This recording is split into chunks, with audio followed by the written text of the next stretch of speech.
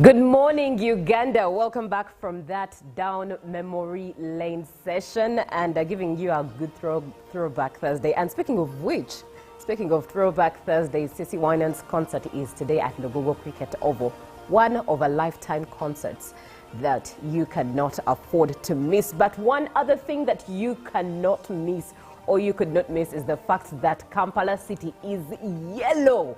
And that's why Robert and I were like, this week is yellow week, clearly. And speaking of the color yellow, Dennis Onyango is back to the Uganda Crane squad after he had retired in the year 2021. Now, Ruben will be right here to give you the detail of that.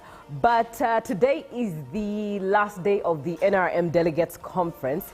And whilst you were sleeping, others were still voting. And in there, some received iPads, phones, and 300,000 Uganda shillings. And this is according to Honorable Kadaga. Now, the conference, which began on August 18th and is running until today, includes elections of leaders to steer the ruling party in the next term. Some winners have already been announced, while others are still under their election process, and some were suspended or even postponed. Now, Speaker of Parliament Anita Annette Among defeated First Deputy Prime Minister Rebecca Kadaga to become the National Resistance Movement second National Vice Chairperson female. And according to the results declared by Dr. Tanga Odoi, Chairperson of the NRM Electoral Commission, Among polled 11,680 votes, representing 92.8% against Kadaga's 902 votes. That is about 7.2%. And out of the 12,582 total votes cast, Among secured the highest, making her the duly elected second National Vice Chairperson female. Now, also speaking of which, another highlight to take note of, President Museveni did suspend vuvuzelas during the ongoing NRM Delegates Conference at Kololo, and the decision followed distractions during the vote counting and communications from the NRM Electoral Commission chaired by Dr. Tanga Odoi. But also another highlight to take note of is the fact that Captain Mukula withdrew from the NRM SEC race, explaining that he could not stand open voter bribery. My name is Julie Nantabamsisi, and Robert Chirabo Nyonyintano is with me for us to share our 2 cents and for me to pick his 2 cents on these issues, these events that have taken place over the past 1 week. Good morning, Robert. A lovely morning to you, Julie, and of course, viewer, thank you very much for waking up with us this morning. Now, what is important to note is I want to begin by congratulating the winners in the SEC race. Believe you me, it hasn't been easy. Like some said, there was a lot of bribery, some said intimidation. There was so much that was spoken. But the fact that at the end of the day, we want to thank God that the party was able. Yes, there is day to day, but to pull it off, I must say, for example, the second vice chairperson female. Right. That was something where people thought so much was going to happen. But it went on, the elections, it is done and dusted. Now, coming to regions, some regions, things were not easy. You know, some people, I remember Captain Francis Babu on an interview on some local TV station, he said this shouldn't be a do or die. It was a do or die. When we had the Deputy Speaker of Parliament saying, why would one invest 5 or 2 billion just for a SEC position? It is voluntary there. What are you going to gain there, apart from maybe fuel allowances? So it was hyped so much. It speaks so much to the strength of the party NRM, and also the fact that amidst all of this, they have managed to carry on their elections, which many thought that maybe where things had reached, because I think it was yesterday but one, the evening wasn't very interesting. There was even a bit of throwing chairs and all this. It wasn't very interesting. Now, people thought that pace that had been set. But NRM, there is a way they believe in their chairperson. Right. Let's have a look at some of the other highlights that still took place. Former government spokesperson Ofuno Pondo was elected NRM flag bearer for MP Older Persons Eastern Region. And in that, he defeated incumbent Dominique Gidudu Mafavi, who is the current Minister of State for the Elderly. Then Security Minister General Jim Muwezi, that is also Rukujeri NRM chairperson, was defeated by retired Lieutenant Moses Mushabe for National Chairperson Veterans League. Then President Museveni also suspended the NRM elections for the Entrepreneurs League. You saw the chaos there. Our man here that we've always hosted wasn't happy at all with what transpired. Now, former Toro Municipality MP Sanjay Tana also withdrew from this race, citing a toxic environment. And he decided no, he should exit. And that followed the incumbent league chairperson, Barra City North MP Mwesigwa Rukari, who last week opted not to seek re-election, instead focusing on his parliamentary seat as an independent. Now, President Museveni's brother, Noomjisha Sadrak Nzaire, also withdrew from the race from the NRM, for the NRM vice chairperson for Western Uganda. Adrian Kobusinje won and became the national chairperson of the NRM Women's League. Alinitwe Rakajara won as Workers MP flag bearer, and then chairperson of the Workers League, Shafik Mwanje, won as the chairperson of the PWD's League, and Penny Nabusinje won as the chairperson of the Elders League. Now, incumbent Godfrey Chiwanda decided to let go for Honorable Haruna Kasolo in the contest, and that is for vice chairperson Buganda region. And who took Buganda region? Haruna Kasolo. Haruna Kasolo. Sorry, Haruna Kasolo. Haruna yes. Kasolo. Now, here I want to look at some of the areas. Let's begin with Ofuno Pondo. Ofuno Pondo has been around. He was the government spokesperson. Yes. He was at the media center there. He's been so much on a number of televisions, radios, pushing here and there. But also when you look at the elderly, this slot is not that very competitive. One would say it's not that very competitive. Internal democracy. These are people, some of them have ever been MPs, some are retired, and it's not that very, very competitive. But of course, for winning a slot where you're not unopposed, where you have an incumbent, that is something we can say.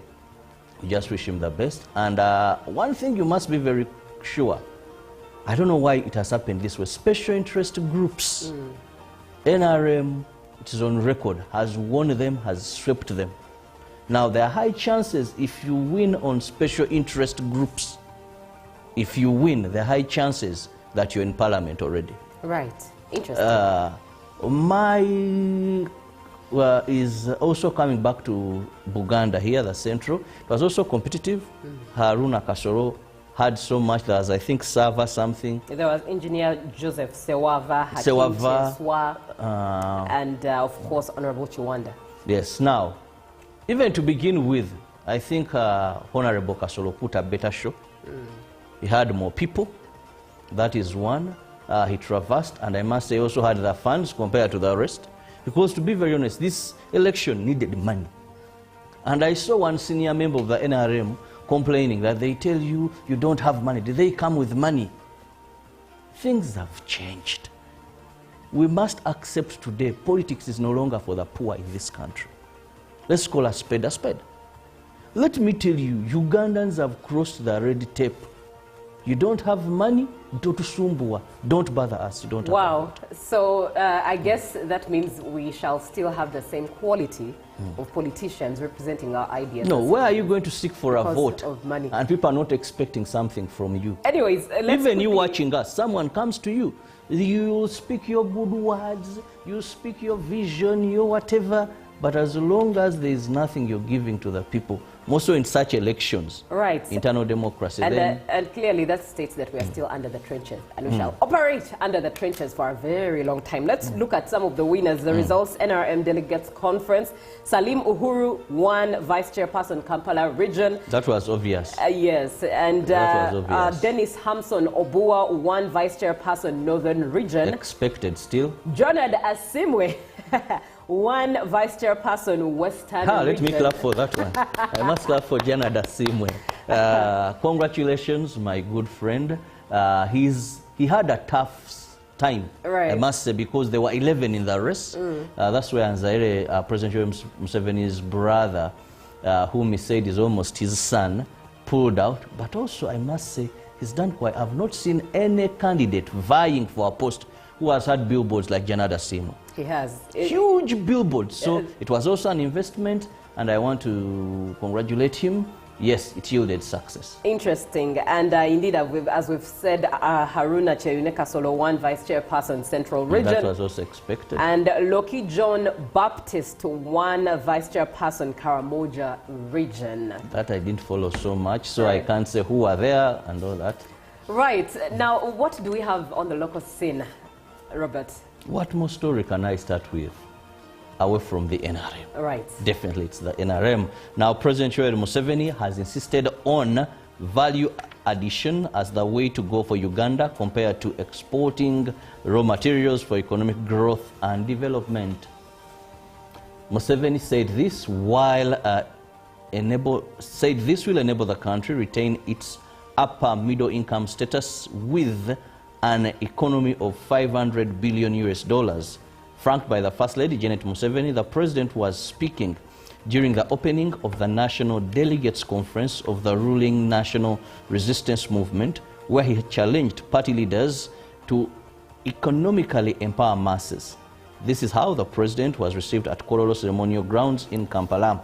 In company of the First Lady, Janet Museveni Kataha, he was there to open the National Delegates Conference of the ruling National Resistance Movement. Elections for new members of the party's Central Executive Committee were scheduled to take place. But beyond votes was a message of socio-economic transformation, value addition as opposed to exportation of raw materials in the way, said he was the way to go. Museveni wants Ugandans to desist from degrading wetlands for modern farming to prevail through irrigation. The successes of this will take Uganda to another level. This is where leaders have a role to play by rallying Ugandans behind development projects. The National Resistance Movement NRM Delegates Conference at Kololo Ceremonial Grounds was marked by high tension and intense competition for key positions. The Kololo grounds were filled with the delegates dressed in yellow color, chanting and dancing in support of their preferred candidates. The venue was designated with full NRM colors, creating a lively atmosphere. Journalists from across the country were seen covering the event, capturing key moments and news items. Delegates vying for positions of the Central Executive Committee, with the contest of the second national vice chairperson, women, being particularly intense between Annette Among and Rebecca Kadaga. The voting process involved lining behind the preferred candidate, with President Yoweri Kaguta Museveni witnessing the process. Some delegates expressed concern about the voting system, citing potential loopholes. Despite the competition, party members are emphasizing the need for unity and support for the aspirants. At exactly 4 p.m., voting commenced for the position of the second vice chairperson, NRM women, through lining up process, which was witnessed by the party's chairperson, Yoweri Kaguta Museveni.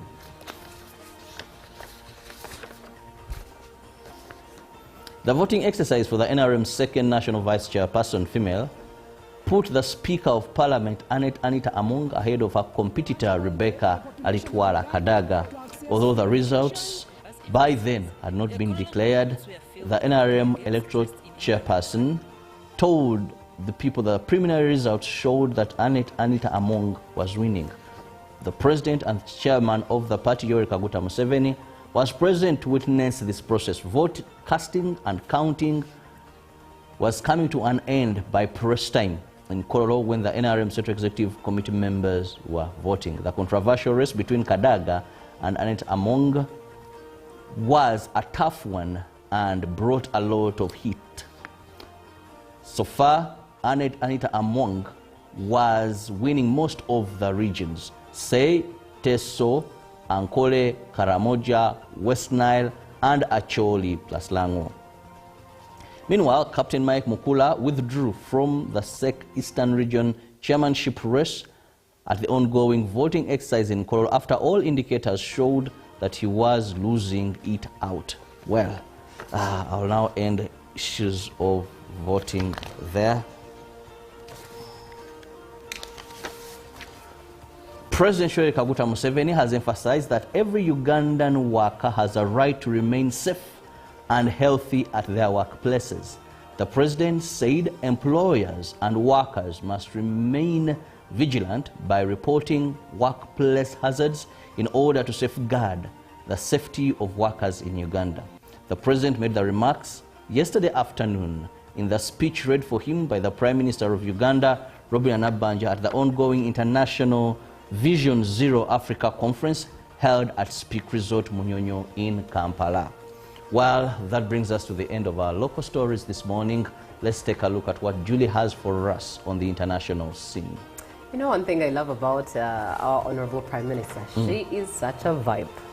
She is such a vibe. She'll turn up. And hands-on, by the way. And hands-on. Yeah, hands she has the vibe. With her mood, but also with her hands and with her work ethic. I love that. Anyways, let's have a look at what we have on the global scene. And we're starting off with the Asian side of this world. North Korea's leader, Kim Jong-un, will attend a military parade in Beijing on 3rd September. China's foreign ministry said in what is believed to be his first international level meeting of leaders, the so-called Victory Day parade will mark the 80th anniversary of China's war against Japan and the end of World War II. Russia's President Vladimir Putin will also be among the 26 heads of state expected to attend the event. China is expected to display its latest weaponry, including hundreds of aircraft, tanks, and anti-drone systems. The first time its military's new force structure is being fully showcased in a parade. The highly choreographed parade will see tens of thousands of military personnel march in formation through Tiananmen Square, including troops of 45 of the so-called echelons of China's military, as well as war veterans. The 17-minute parade will be surveyed by Chinese leader Xi Jinping and is expected to be closely watched by analysts and Western powers. In a press conference given by China's foreign ministry on Thursday, Beijing, one of Pyongyang's closest allies, praised its neighbor for their decades-long traditional friendship and said that the two countries will continue to collaborate on regional peace and stability. Kim's attendance is an upgrade from China's last Victory Day parade, which happened in 2015, during which Pyongyang sent one of its top officials there, Cho Ryong-hae. Now, moving on, a shooting at a school in Minneapolis that left 2 children dead and 17 others injured is being investigated as an anti-Catholic hate crime, the FBI has said. The FBI is investigating this shooting as an act of domestic terrorism and hate crime targeting Catholics. FBI Director Kash Patel said in a post on X, the 2 children aged 8 and 10 were killed when an attacker opened fire through the windows of the city's Annunciation Church on Wednesday morning as children were celebrating Mass. The attacker, who died at the scene of a self-inflicted gunshot, that is a self-inflicted gunshot wound, was later named by police as a 23-year-old Robin Westman. Pope Leo XIV, the first American pope, was among those who paid tribute to the young victims, saying he was profoundly saddened by the attack. Police Chief Brian O'Hara told reporters this was a deliberate act of violence against innocent children and other people worshipping. The sheer cruelty and cowardice of firing into a church full of children is absolutely incomprehensible, he said. Asked about Patel's comment, he said the Minneapolis Police Department is leading the investigation with support from federal agencies and will pursue evidence wherever it leads. And finally, Coming to the continent, South African opposition politician Julius Malema has been convicted of hate speech by the country's Equality Court following remarks he made at a rally in 2022. Malema, leader of the Economic Freedom Fighters EFF party, often sparks controversy in a nation where 31 years after apartheid ended, racial tensions still linger after an incident where no white man is going to beat me up. You must never be scared to kill. A revolution demands that at some point there must be killing. The Equality Court ruled that these remarks demonstrated an intent to incite harm, but the EFF said that they were taken out of context. Two complaints had been made against the 44-year-old MP, one by South Africa's Human Rights Commission and another by a person who alleged they had been threatened because of the politician's remarks. In its ruling, the court said whilst calling out someone who behaves as a racist may be acceptable, calling them to be killed is not. Well, that's it from the global side of events. Let's quickly look at what we have in the dailies, Robert. Well, in the New Vision this morning, there is nothing dominating like what transpired at the NRM Delegates Conference yesterday. A big headline there among the texts that day. Well, delegates endorse Museveni for 2026. Bribery claims merge SEC polls. And also in the New Vision, why iPod rejected 2 opposition parties. Which parties are those that were rejected? Then Maction Falls, wildlife safe from oil activity. Who says that? Well, there is an article there in the New Vision. And aggressive lung cancer linked to asbestos. Now detective pins socialist Spapa on theft. And URA asked the Commissioner General, well, there is something there for you. Now, still looking at the Daily Monitor this morning, new face to SEC take shape. Who are the new faces there? You can see who took in there. Of course, we have Anita Among, that is the Speaker, now second National Vice Chairperson. We have Vice Chairperson Eastern, Calvin David Chudu takes on. Captain Mike Mukula is out as there up. Also, Mama Rebecca Daga is out. Now, Vice Chairperson Western, Dr. Chris Bariomus is out. As we see Janad Asimwe come on board. Vice Chairperson Central, Haruna Kasoro comes in. And of course, he takes the day there. Then we also see Vice Chairperson Kampala, Salim Uhuru takes the day. And of course, Vice Chairperson Northern Hamsi Mobua takes the day there. Now, a Catholic priest led from the front in farming conversation. But of course, when you get yourself a copy, you can have more of these stories. Right. Quickly looking at the headlines in the rest of East Africa, the Citizen there has Ready, Steady, Go. And that is the 2-month presidential campaign period commences today with 17 contenders cleared by the Independent National Electoral Commission to battle it out ahead of the October 29th general election.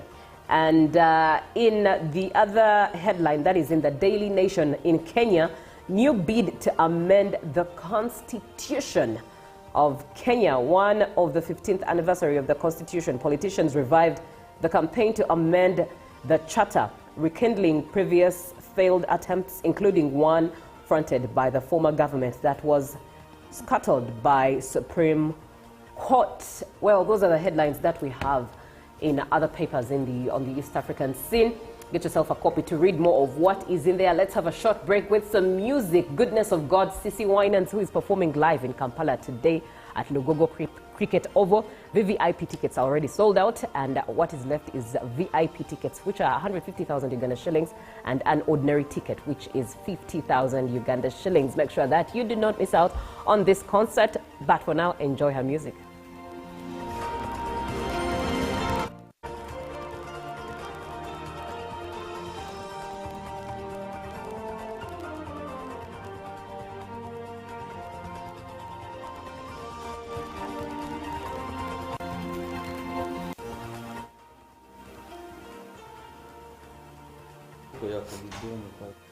Good morning, Uganda. Welcome back from that down memory lane session and giving you a good throwback Thursday. And speaking of Throwback Thursday, Sissy Winans' concert is today at Logogo Cricket Oval, one of a lifetime concerts that you cannot afford to miss. But one other thing that you cannot miss, or you could not miss, is the fact that Kampala City is yellow. And that's why Robert and I were like, this week is yellow week, clearly. And speaking of the color yellow, Dennis Onyango is back to the Uganda Crane squad after he had retired in the year 2021. Now, Ruben will be right here to give you the detail of that. But today is the last day of the NRM Delegates Conference. And whilst you were sleeping, others were still voting. And in there, some received iPads, phones, and 300,000 Uganda shillings. And this is according to Honorable Kadaga. Now, the conference, which began on August 18th and is running until today, includes elections of leaders to steer the ruling party in the next term. Some winners have already been announced, while others are still under their election process, and some were suspended or even postponed. Now, Speaker of Parliament Anita Annette Among defeated First Deputy Prime Minister Rebecca Kadaga to become the National Resistance Movement second National Vice Chairperson female. And according to the results declared by Dr. Tanga Odoi, chairperson of the NRM Electoral Commission, Among polled 11,680 votes, representing 92.8% against Kadaga's 902 votes. That is about 7.2%. And out of the 12,582 total votes cast, Among secured the highest, making her the duly elected second National Vice Chairperson female. Now, also speaking of which, another highlight to take note of, President Museveni did suspend vuvuzelas during the ongoing NRM Delegates Conference at Kololo, and the decision followed distractions during the vote counting and communications from the NRM Electoral Commission chaired by Dr. Tanga Odoi. But also another highlight to take note of is the fact that Captain Mukula withdrew from the NRM SEC race, explaining that he could not stand open voter bribery. My name is Julie Nantabamsesi, and Robert Chiravo Nyonyintono is with me for us to share our 2 cents and for me to pick his 2 cents on these issues, these events that have taken place over the past 1 week. Good morning, Robert. A lovely morning to you, Julie, and of course, viewer, thank you very much for waking up with us this morning. Now, what is important to note is I want to begin by congratulating the winners in the SEC race. Believe you me, it hasn't been easy. Like some said, there was a lot of bribery, some said intimidation. There was so much that was spoken, but the fact that at the end of the day, we want to thank God that the party was able, yes, there is day to day, but to pull it off, I must say, for example, the second vice chairperson female. Right. That was something where people thought so much was going to happen. But it went on, the elections, it is done and dusted. Now, coming to regions, some regions, things were not easy. You know, some people, I remember Captain Francis Babu on an interview on some local TV station, he said this shouldn't be a do or die. It was a do or die. When we had the Deputy Speaker of Parliament saying, why would one invest 5 or 2 billion just for a SEC position? It is voluntary there. What are you going to gain there? Apart from maybe fuel allowances. So it was hyped so much.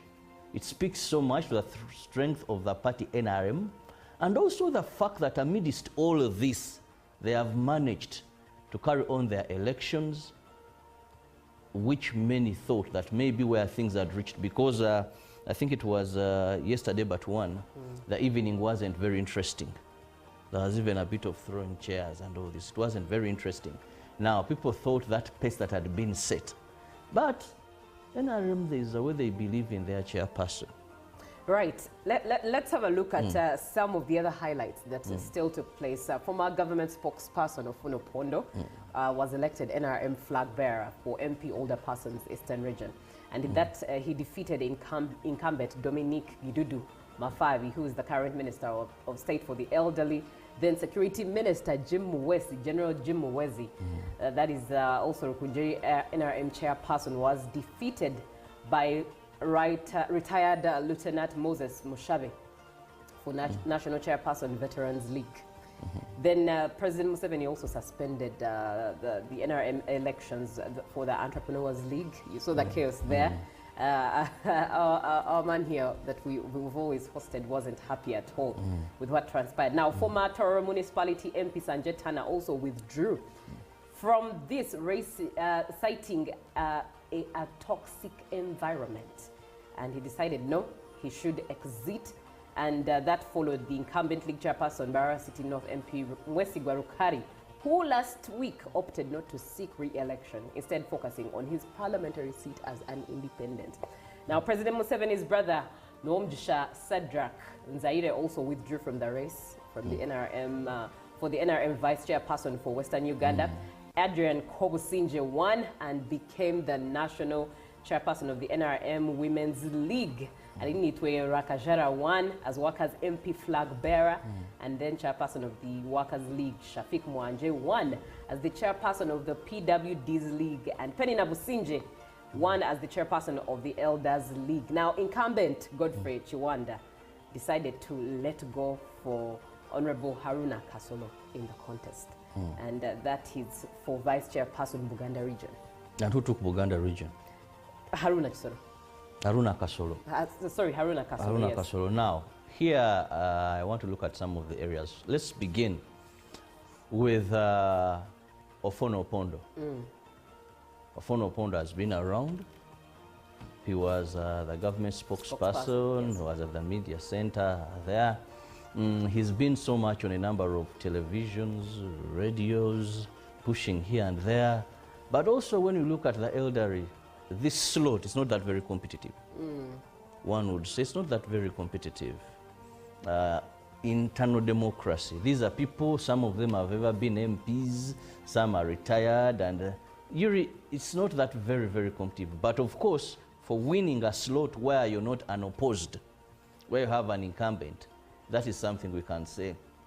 We just wish him the best. And one thing you must be very sure, I don't know why it has happened this way. Special interest groups, NRM, it is on record, has won them, has swept them.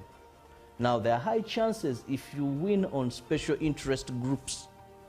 If you win, there are high chances that you're in parliament already. Right. Interesting. Is also coming back to Buganda here, the central. It was also competitive. Haruna Kasolo had so much. There was, I think, Sava something. There was Engineer Joseph Sewava, Hakim Cheswa, and of course Honorable Chiwanda. Yes. Now, even to begin with, I think Honorable Kasolo put a better show. He had more people. That is one. He traversed, and I must say he also had the funds compared to the rest. Because to be very honest, this election needed money. And I saw one senior member of the NRM complaining that they tell you, you don't have money. Did they come with money? Things have changed. We must accept today, politics is no longer for the poor in this country. Let's call a spade a spade. Let me tell you, Ugandans have crossed the red tape.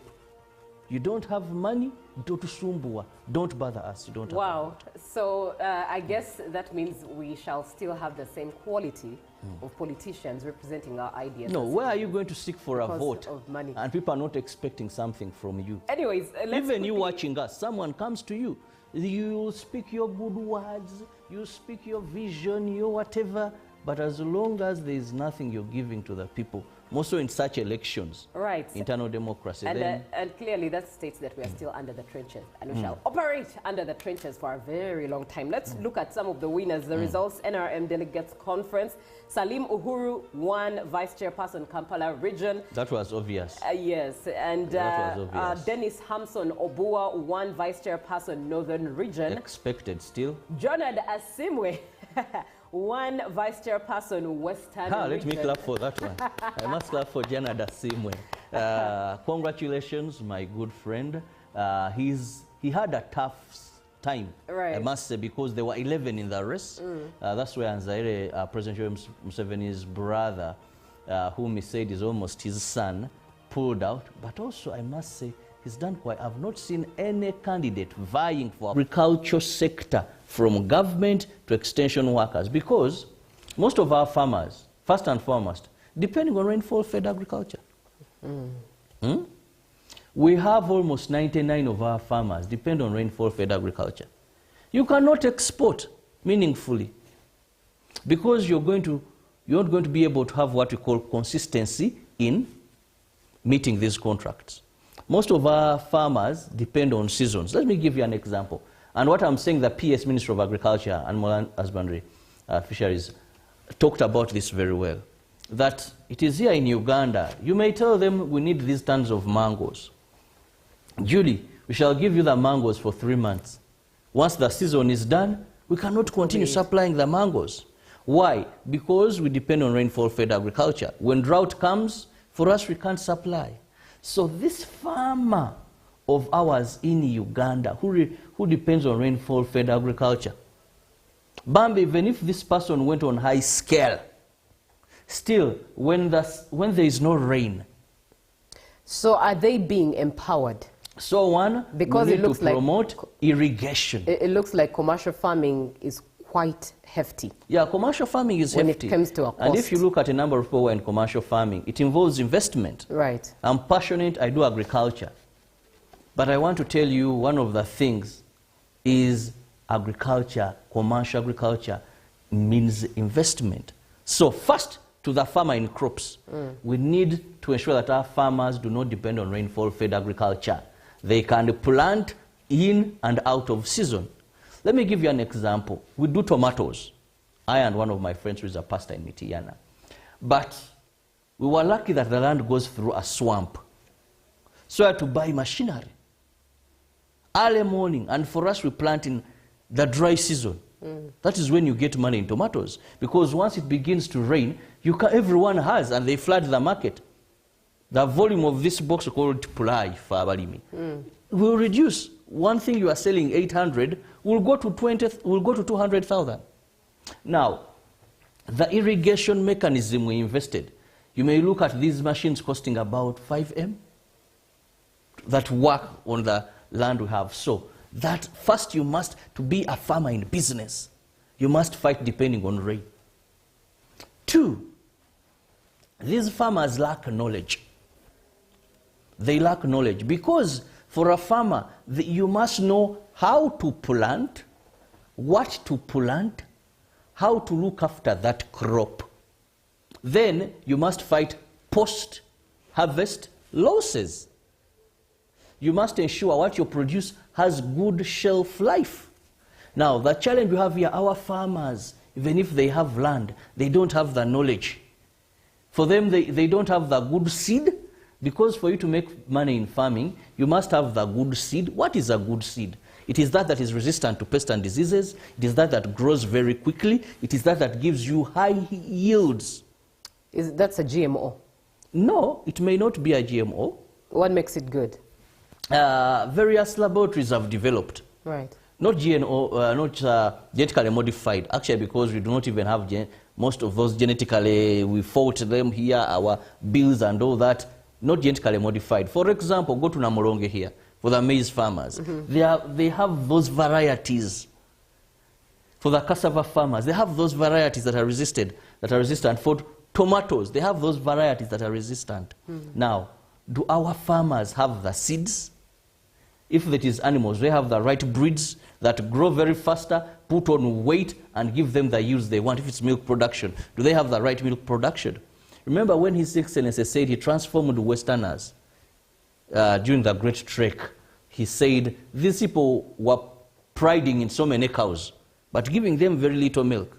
Why do you have 100 cows, and I have 40 cows, and I have more milk, and I get more milk? So, they lack the knowledge. Right.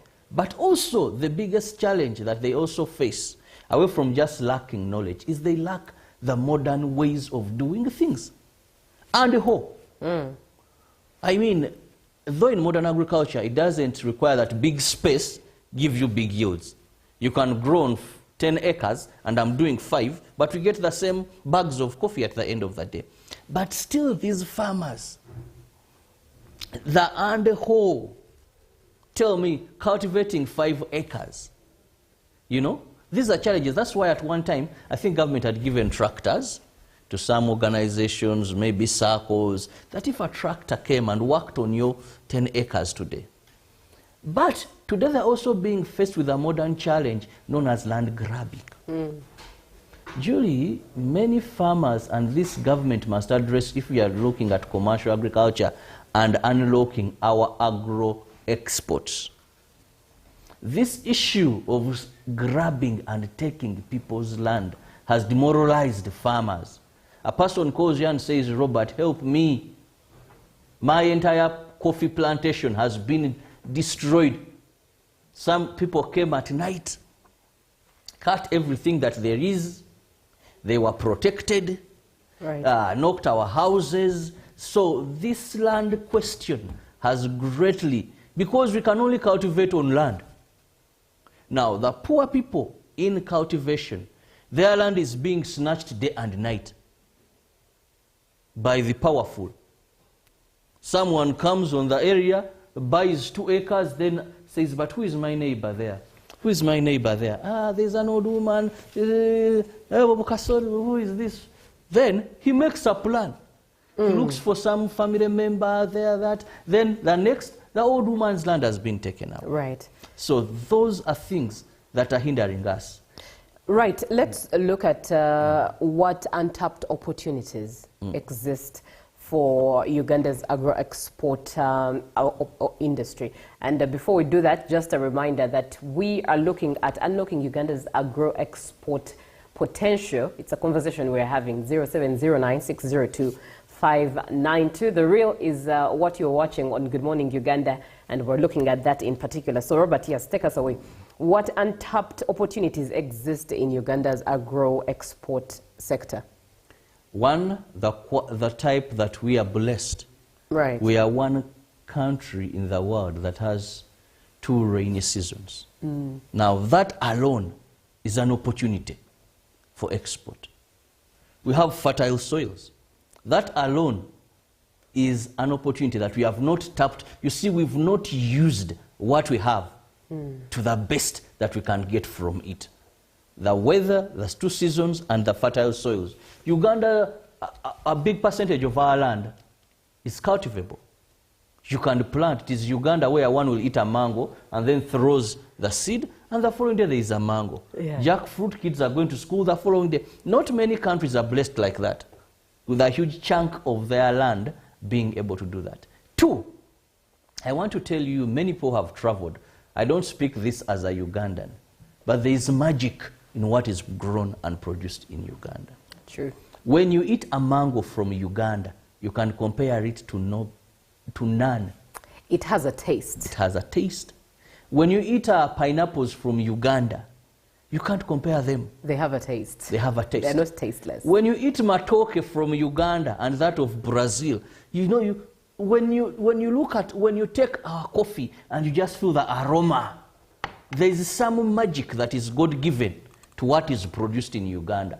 One time I was in Zambia. I hope they don't take offense. And I wanted to eat pawpaw, papaya.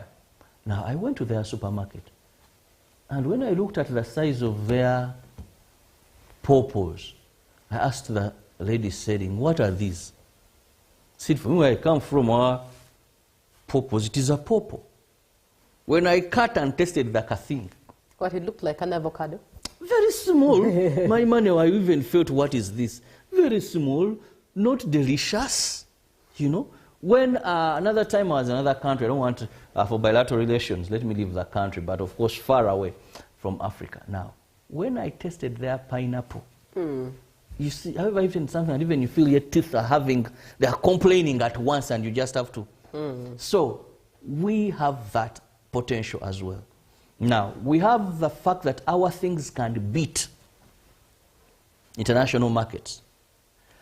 But we have challenge of consistency, that Ugandans cannot give you continuously, cannot supply continuously. They are hampered by what I talked about season. 2, quality. I don't know what the problem we have with Ugandans. Us meeting the particular quality that the world standards require and maintaining that quality is also another challenge. A Ugandan will give you the first consignment. So? I don't know. But why do you think we are inconsistent with meeting the ISO standards? I don't have an answer for that, because I've ever worked with some group of farmers in Chivinge, Masaka, and they wanted to bring other cooperatives on board to sell together. Now, these guys of Chivinge, it was begun by 4 people. So, of course, some died and others took over. But they have maintained their quality, how they dry their coffee, whatever they do. Now, funny,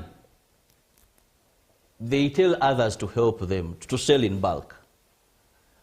How these people are Ugandan when we get an opportunity to supply first consignment, second consignment, third consignment, will give you what you want. Now, the 4th consignment, that is when, Julie, you, if it is coffee, try to put in coffee beans that are not ripe. If it is vanilla, you try. If it is anything, we shall go there and begin. So it becomes more about quality. It will mess up. It becomes more about quantity. Once we secure quality. Once we secure the contracts. Yeah. Now, what happens? We fail to maintain the quality that we agreed upon. Right. Now, let me read some of the comments coming through. Good morning, Uganda. I think the way to go is to check the prices and pricing up to the lowest agricultural producers. And if possible, they introduce government commercial farms to increase productivity. This is Edson from Entebbe. And Walter from Kalongo, Agago district, says the topic is good. And I also believe that, Cherabo, you're saying the truth. This is Walter from Kalongo in Agago district, who indeed agrees with what you are saying. We are looking at unlocking Uganda's agro-export potential. 0709602592 is the WhatsApp number that you should be able to engage and be a part of this conversation. Now, Robert, let's look at, is the government, do you think the government is doing enough to support and incentivize agro-exports? I want to say, as a way of creating more opportunities. I want to say 50-50. Now, in terms of creating more market, I'll talk about His Excellency. He's gone to these very many countries. He's talked good about our products. He's called for markets to be opened. He's signed agreements with these countries. He's tried to create market. That is one thing I want to commend him for. Creating markets, because that when we produce, we have where to sell. But just like I told you, even if you have the markets and you've not addressed this 53% in commercial agriculture in subsistence agriculture to transform them in commercial agriculture, then thereafter add value, because you can't add value on what is not there. Now, these markets want value added products. So, on one hand, you're looking for markets, but you see along the chain, there are loopholes. 2, government has tried to recruit agricultural officers, extension workers, so they're there. The challenge is they're not being monitored, neither effectively supervised. I'll give a small example. When I was growing up, I grew up on Entebbe Road. Now, we had, I think, only one veterinary doctor in the whole Mpigi district. I don't know if there were more. I was a young boy. But this is what I witnessed. Home, we had cows. Now, we had this man, I don't even remember his name, but who called him, the area, they used to call him Unume. He was a veterinary doctor because he used to come and inseminate. Right. Now, this gentleman had a government motorcycle. But mobile phones were not there by then. But he would move through village by village. I don't know how they are being supervised. Village by village. Even if he had just come to the neighborhood and had a sound of the cow, he would just come. Say, you know, he comes, he looks at the cow, then you say, you need to do this, you need advisory services. gives you advisory services, what you need to do, what you need to I'll do this, educate, then get his motorcycle. No penny, continue.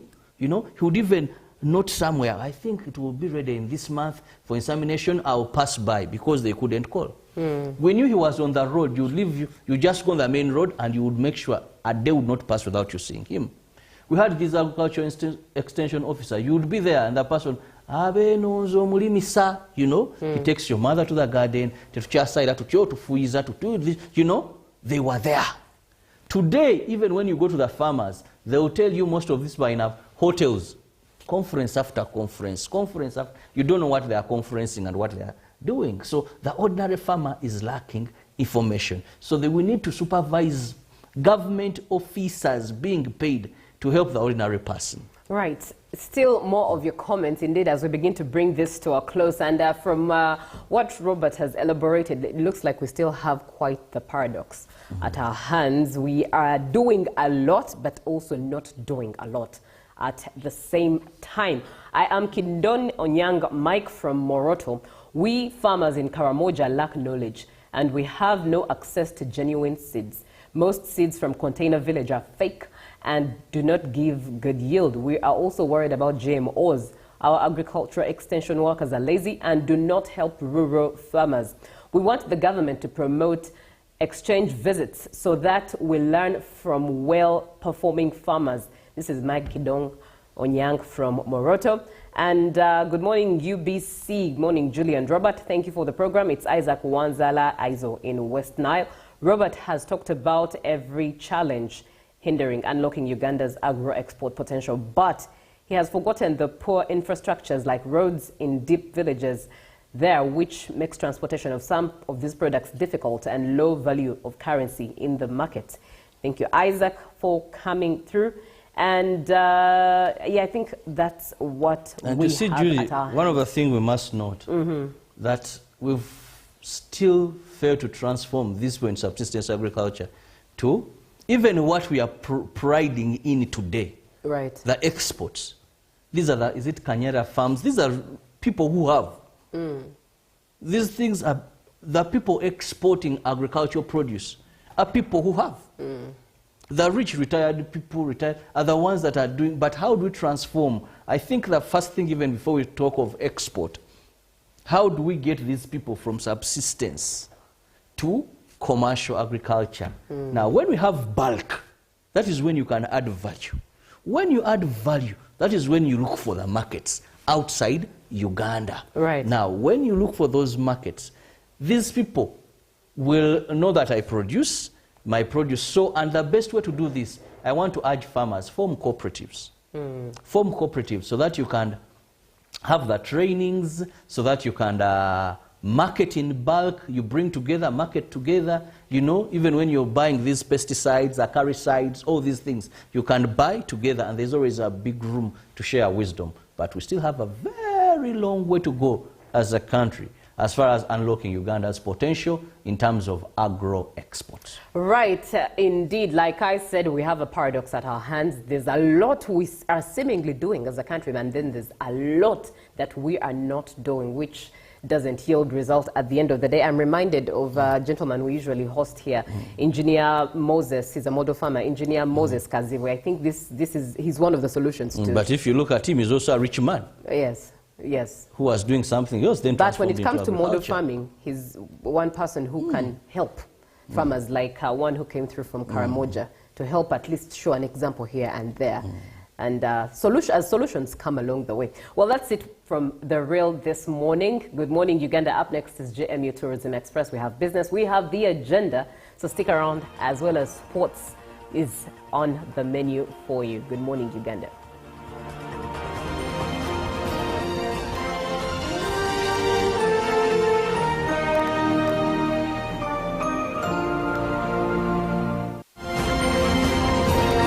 Live from UBC Studios in Kampala, this is Good Morning Uganda. Pick of the day on UBC. He expected me to die like within the first 2 years. Out of the blue, the child will get pains, especially in the wrists. And this happens commonly when children are starting to walk. was brought to you by I'll call you every day, yeah, yo, baby, don't know. You can now get all the Chibuzi out with MTN voice bundles. Call all networks Kubei Dondoro. Buy a 25-minute voice bundle for only 1,000 or buy any daily voice bundle of your choice. Dial *100 *21# and select daily or use the My MTN app. When we talk together, we are unstoppable.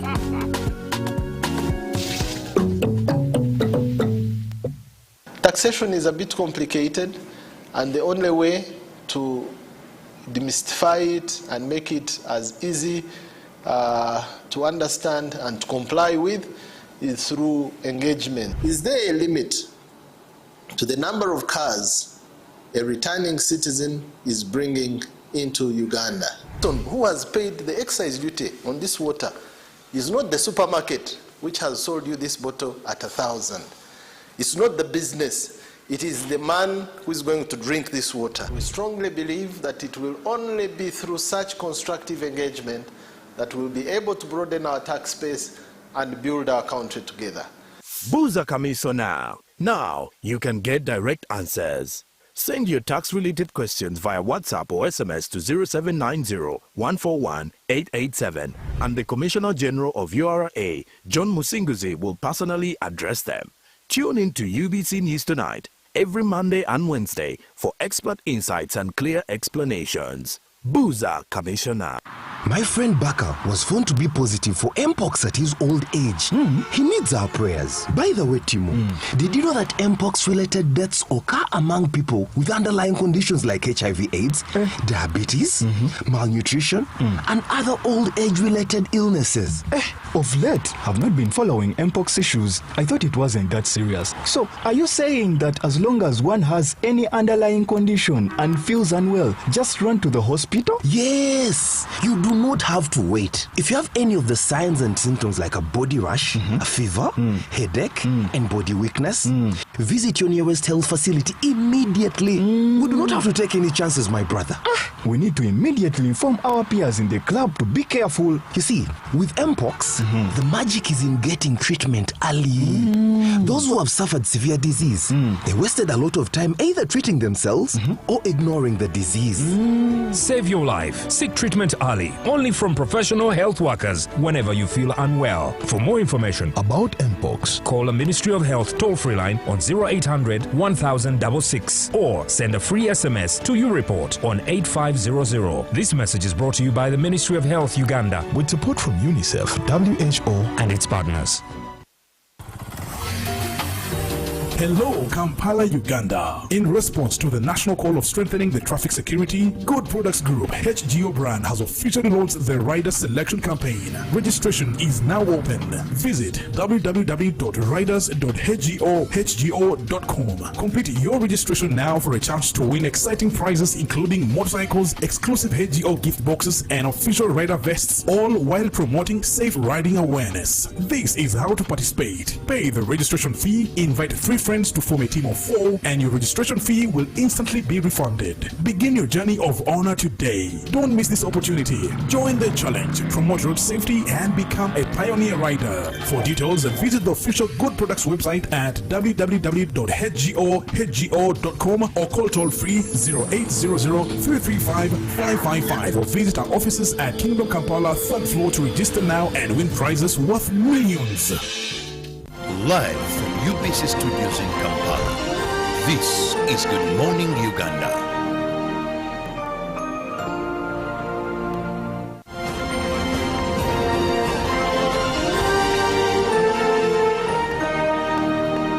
Brought to you by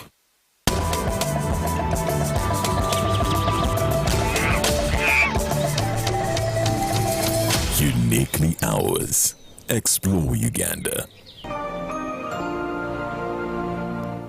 Yes, my name is Richard Obita. I am the Director of Technical Services with National Information Technology Authority, Uganda, representing our ED at this event where we are launching the free Wi-Fi at the equator here in Kasese, Chikorongo. We want to thank the government, of course, through the Minister of ICT, for giving us this opportunity to partner with UTB, Uganda Wildlife Authority, Minister of Tourism and Antiquities for this great opportunity. We've collaborated in terms of connectivity, and tourism is actually one of those sectors that is very critical for our country. So we've supported it in terms of enhancing connectivity in this place. The tourists can then be able to instantly share pictures, live videos, and it is free Wi-Fi at this location, and it's going to be 24 hours. We've opened it up for the marathon tomorrow. All the routes are covered actually through free Wi-Fi. So that is the partnership that we have with UTB, and we hope this partnership can even go on and on and on, even to the other sectors that we are supporting. We thank the government for this opportunity, and we hope that our runners can have a good experience about Kasese being a marathon tourism destination. This is not only a NITAU event or UTB event. We are actually inviting Uganda, as you know, whether you go east, west, north and south, Uganda is actually a tourist destination. But specifically, why we're here in the Kasese today is that tomorrow we will be here for the Rwenzori Taskalite marathon. And as part of the event, we've also come in to support. This is actually one of the government support that we are bringing on board. But specifically Kasese is indeed, Kasese has held this marathon before. Last year we were here, and even this year. And we've been actually informed by our marathon team that we have about 33 or 34 countries that have been represented in this place. And that's why for us as NITA, as government in charge of ICT, we want to ensure that the tourists that come here are connected to the rest of the world, and they can easily share information, live feeds back home, and connect with the rest of the world. And that's why we're here to promote. Amanya gange nze Emily Nakazi nga nkola mu kitongole kya National IT Authority Uganda, ekitongole ekivunaanyizibwa ku kutuusa ebyempuliziganya n'ebya tekinologiya mu ggwanga. Ekitongole kyekimu ekyo kyekiwabula gavumenti mu nsonga za tekinologiya. Olwaleero tuli wano e Kasese ku Equator empya, tutaddewo kye tuyita free Wi-Fi, omukutu gumugatta bantu ogw'obwereere. Ekigututeesezaawo wano, tukwataganye ne bannaffe aba Uganda Tourism Board okuba nti tuwa abantu empeereza ennungi, nga bwe batugamba bulijjo nti ebyempuliziganya bye bigatta ensi yonna. Twesanze nti abagenyi tufuna bangi abajja wano okwekubisa ebifaananyi, okwegomba Uganda, naye engeri gye batuusaamu obubaka obwo ku bantu baabwe ebadde erimu ekizibu, nga bamala kuvaawo ate ne balyoka bagenda ne baweereza nti banaye tuli wano. So kati tuleese omukutu ogw'obwereere gwe bayita NITA free Wi-Fi, gwe tuleese gubeere wano. Abanajja wano kababe bannayuganda, kababe nga bavudde bweru, babe nga basobola okusaasaanya amawulire ku kkula lyaffe lino erya Equator. Kyenkakasa kiri nti eno Equator yesinga obulungi mu Uganda bwe basi mu Africa. So ejja tuleetera abalambuzi bangi, ejja tuleetera sente nnyingi ng'eggwanga, ate tetukomye ku eno, tugenda gatta n'endala nnyingi, tourism sites zonna across the country tugenda kuzigatta zibe nga zirina empeereza y'emu eno. Abagenyi baffe ne bannayuganda bonna babe nga basobola okuweereza obubaka buno, n'abantu ababeera mu bitundu ebiriraanyeewo nabo bagattibwe ku nsi yonna, kuba kati ekitugatta ffenna ku nsi yonna kye kintu buli omu kyamanyi nga internet. So awatali internet buli omu abeera mu kasonda ke, naye bwe tuba ku internet ffenna tubeera mu nsi emu ate engazi. So abasobola okukola ebyobusuubuzi, ebyobulambuzi byonna, lwakuba nti kaakati ekyenjawulo ekiriwo gavumenti ng'eyita mu National IT Authority Uganda ebireese ku bwereere. Bwereere tosasula, ogenda bugenzi ku ssimu yo n'ogenda wali Wi-Fi n'oselectinga NITA free Wi-Fi, bw'omala ogiselectinga n'oconnectinga n'otandika okuweereza obubaka n'okukola ebintu byo byonna nga bw'obyagala. Mwebale nnyo.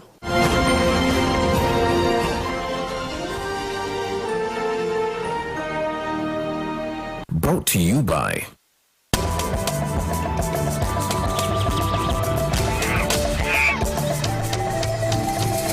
Uniquely Ours. Explore Uganda.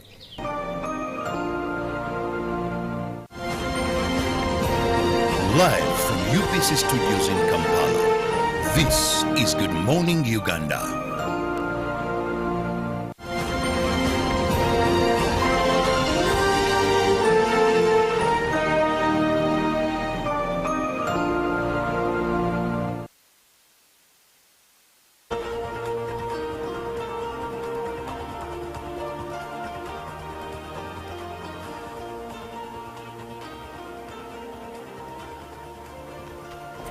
Good morning, Uganda. Time for GMU Business. My name is Julie Nantava Musisi, and the Uganda local government's negotiations and advocacy team has held talks with the Ministry of Education and Sports, which is responsible for implementing the Human Capital Development Program. A major aspect raised during the discussion is the funding gap, which is evidenced in dilapidated, overcrowded classrooms and severe workforce gaps. A recent rapid assessment highlighted key concerns, including severe workforce shortages in health, education and agriculture, with most facilities operating at least less than 30% of the required staffing levels. The meeting noted that while government is set to decentralize 3.9 billion shillings through conditional grants to local governments for wages, non-wage and development, funding gaps remain a major challenge. Officials from the Ministry of Education urged local governments to uphold their obligations, which include dilapidated facilities, incomplete and land documentation, among others. The meeting also called for stricter oversight by the Ministry of Finance to ensure funds are properly utilized at local government level to ensure quality in education. Now, moving on, the Uganda Electricity Distribution Company Limited has opened up a special office to handle issues of manufacturers' electricity connectivity. While officiating at the function in UMA Showgrounds, Lugogo, both state ministers for industries David Bahati and energy Sindronius Okasasi Opolot reiterated on the significance of electricity reliability towards economic transformation.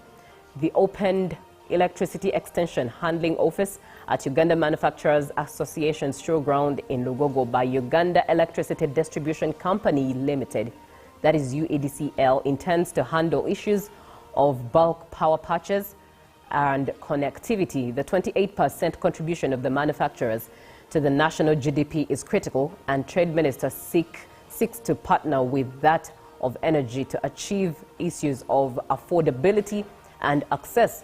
The association commends the utility agency as this liaison office will facilitate faster connections and enhance production value chain. The Ministry of Energy commits to establish power substations in industrialized centers to boost economy's production.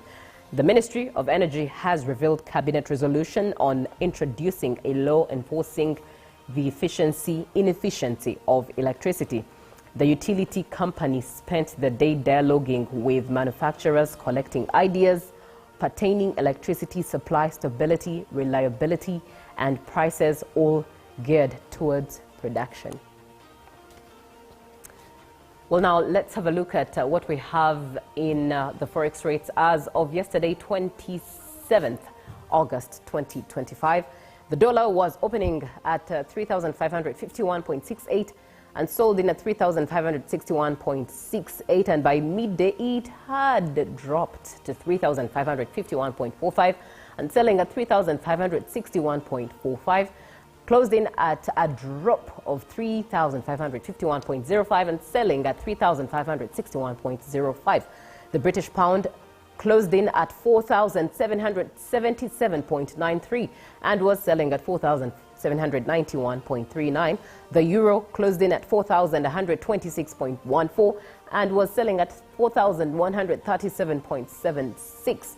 The Kenyan shilling was buying at 27.48 and selling at 27.56. The Tanzanian shilling dropped to 1.40 and selling at 1.41. And the South African rand was buying at 201.24 and selling at 201.81. Well, that's it for GMU Business today. Up next is the agenda, and we are looking at the safety of employees at their places of work. And our guest to have that conversation with us here in studio is Allen Kajina, who is the ambassador for zero tolerance of accidents at the places of work. Looking forward to that conversation. 0709602592. Good morning.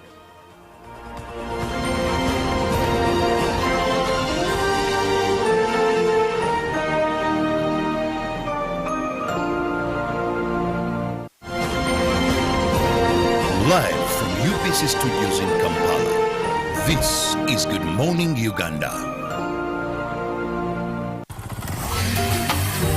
Hello, Kampala, Uganda. In response to the national call of strengthening the traffic security, Good Products Group HGO brand has officially launched the Rider Selection Campaign. Registration is now open.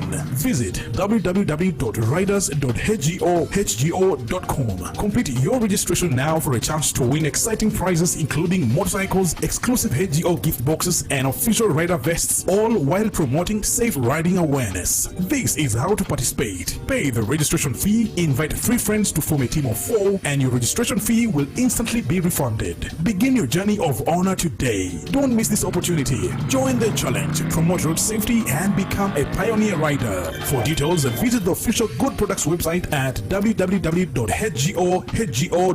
or call toll free 0800-335-555 or visit our offices at Kingdom Kampala 3rd floor to register now and win prizes worth millions. My friend Baka was found to be positive for Mpox at his old age. He needs our prayers. By the way, Timo, did you know that Mpox-related deaths occur among people with underlying conditions like HIV/AIDS, diabetes, malnutrition, and other old age-related illnesses? Of late, I've not been following Mpox issues. I thought it wasn't that serious. So, are you saying that as long as one has any underlying condition and feels unwell, just run to the hospital? Yes! You do not have to wait. If you have any of the signs and symptoms like a body rash, a fever, headache, and body weakness, visit your nearest health facility immediately. You do not have to take any chances, my brother. We need to immediately inform our peers in the club to be careful. You see, with Mpox, the magic is in getting treatment early. Those who have suffered severe disease, they wasted a lot of time either treating themselves or ignoring the disease. Save your life. Seek treatment early. Only from professional health workers whenever you feel unwell. For more information about Mpox, call the Ministry of Health toll-free line on 0800 1066 or send a free SMS to your report on 8500. This message is brought to you by the Ministry of Health Uganda with support from UNICEF, WHO, and its partners. Revered as the patrons of the wild, my horn stood tall, announcing my presence among Africa's Big Five. Yet, with all my strength, I struggled to survive. Then Uganda Wildlife Authority gave us something, a safe home at the Ziwa Rhino Sanctuary. And here we begin to thrive again. Today, we are 48 members strong, with 17 cows, ready to take our unique story into the future. This is your lifetime opportunity to name a rhino, and with it, find the conservation efforts that keep our story alive. For more information, visit our website, www.ugandawildlifeauthority.org. Taxation is a bit complicated, and the only way to demystify it and make it as easy to understand and to comply with is through engagement. Is there a limit to the number of cars a returning citizen is bringing into Uganda? Who has paid the excise duty on this water is not the supermarket which has sold you this bottle at 1,000. It's not the business. It is the man who is going to drink this water. We strongly believe that it will only be through such constructive engagement that we'll be able to broaden our tax base and build our country together. Buza Kamiso now. Now you can get direct answers. Send your tax-related questions via WhatsApp or SMS to 0790-141-887, and the Commissioner General of URA, John Musinguzi, will personally address them. Tune in to UBC News Tonight every Monday and Wednesday for expert insights and clear explanations. Booza Commissioner. Pick of the day on UBC.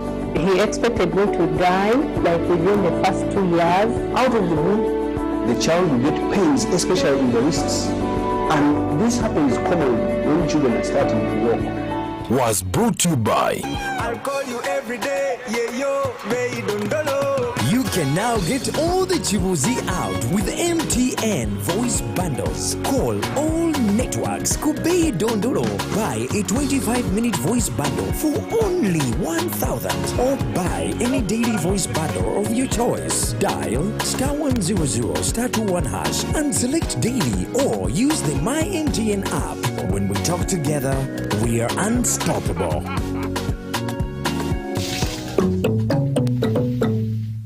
This August, East Africa becomes the center of African football.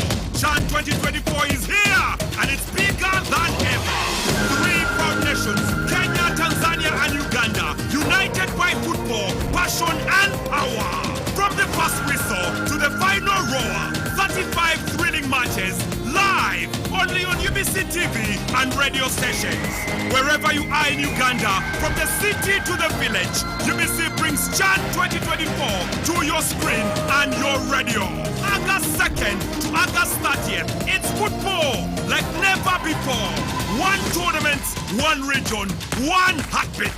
CHAN 2024, live on UBC. Feel the game, live the glory.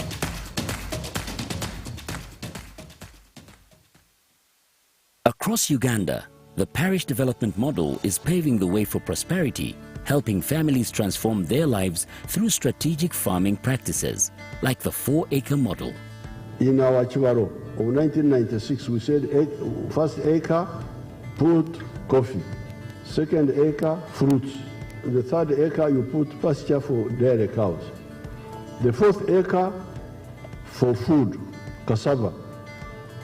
The good thing is that now cassava is also becoming a very good cash product, but at least for food. Then, mind you, the backyard. You put poultry for eggs, you put piggery. I'm in a 1-acre plot of land. In this 1 acre, Your Excellency, I practice this banana plantation. I also practice coffee. I also have dairy, Your Excellency. Every month, Your Excellency, I get 500,000 from these bunches. The 7 activities we recommended, they have a big global demand.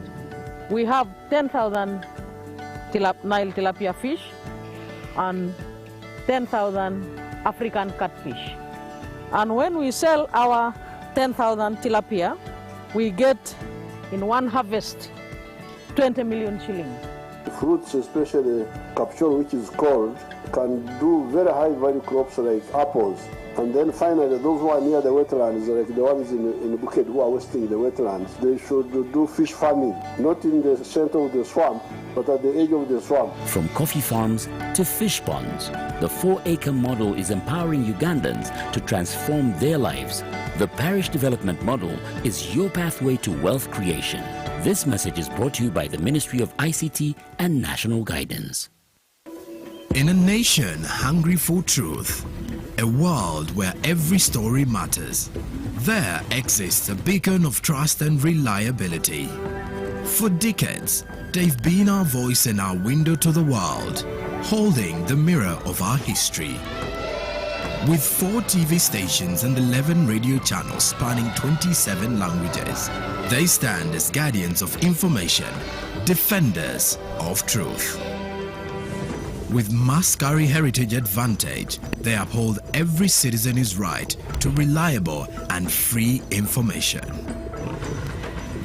Their archive stories shaped our past and illuminate our present. Yet now, as new challenges arise and the world evolves, their mission faces its greatest test yet. Be part of our journey and let's navigate the unknown, uncover the untold, and safeguard our future together. Tune into your public broadcaster, for it is the intersection of trust and truth. Because to UBC, your story, every story, and every voice matters. UBC, inspiring Uganda. Live from UBC Studios in Kampala, this is Good Morning Uganda.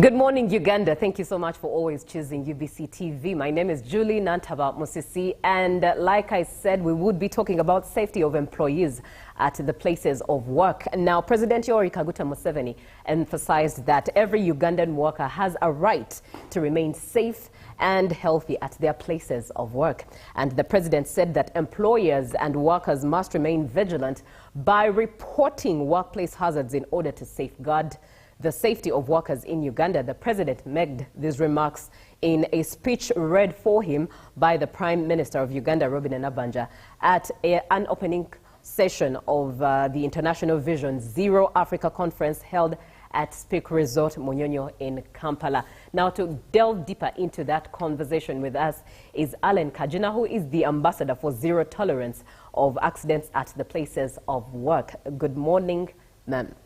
Good morning. How are you today? Thank you so much for joining us.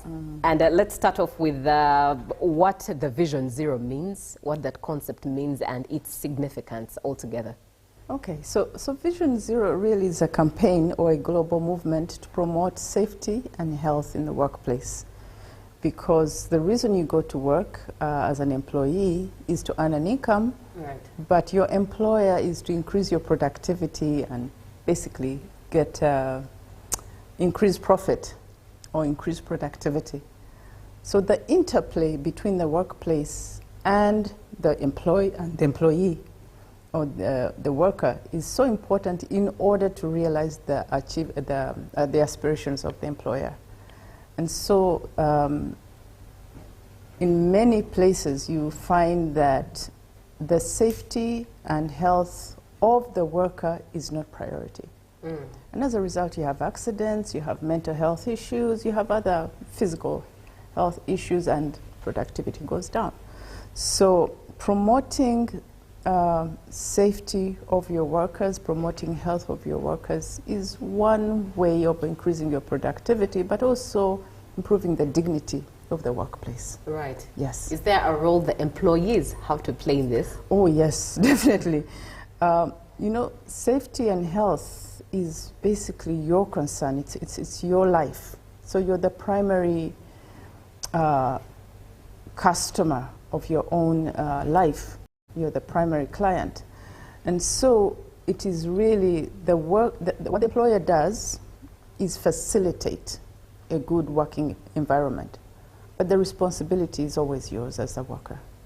Right. Yes. Very profound.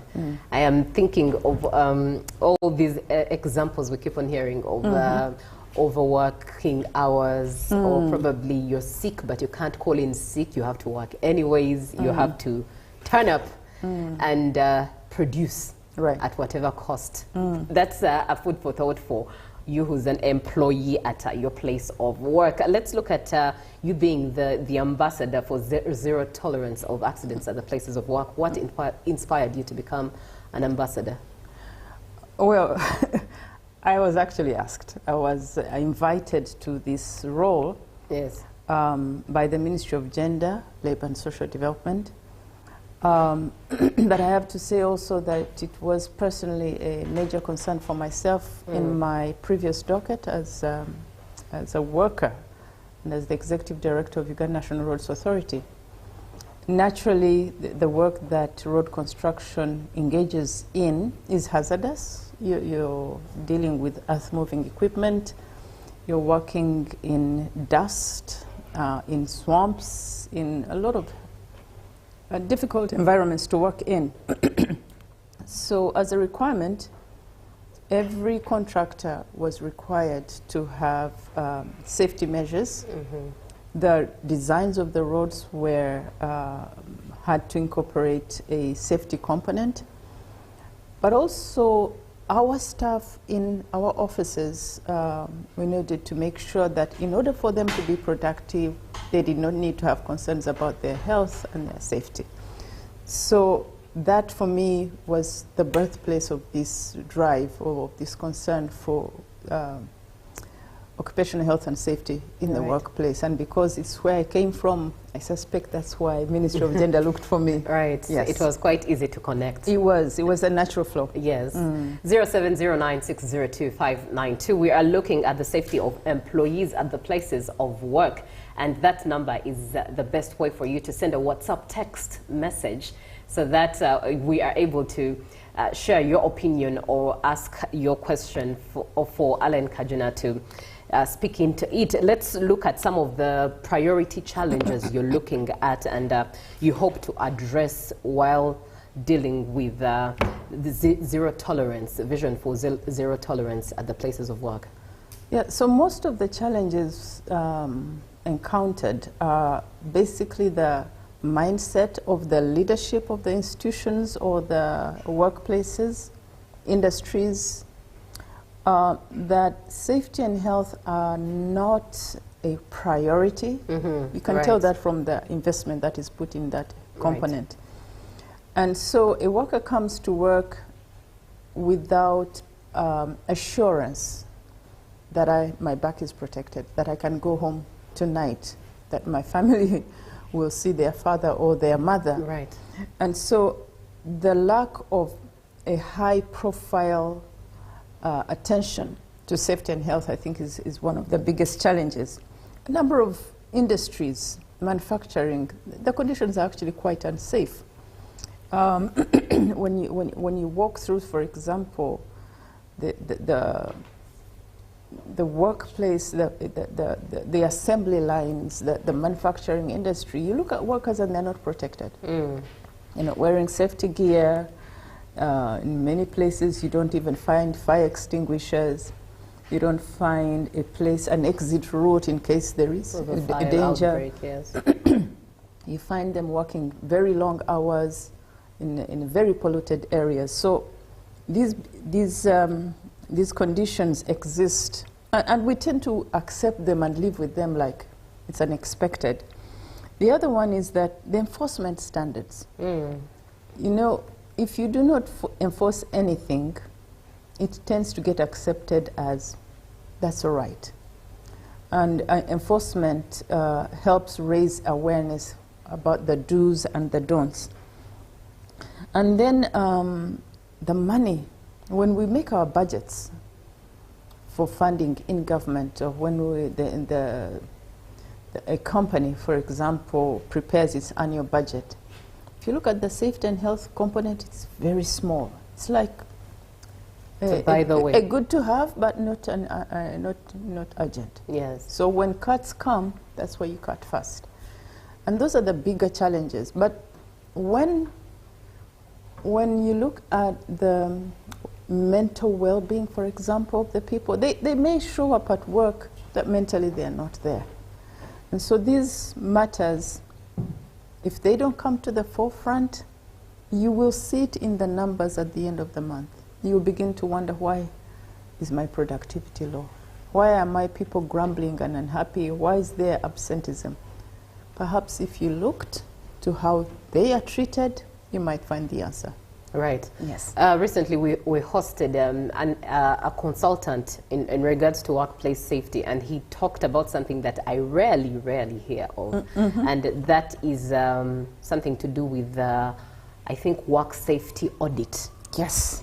Auditing. Usually, the audit we know of is with financial books, audit. Yes, financial audit, books of accounts. Yeah. When he said that, I thought to myself, wow, this is rare. Yeah. So every employer should institutionalize audits, internal audit. It's a self-cleansing mechanism. You want to know that I am working within time and budget. If you don't put safety there, you might find that you're spending more than you should be spending if you do not have safety audits for yourselves. But it is also a requirement, for example, in construction projects, whether funded by government or by development partners, that you have safety audits.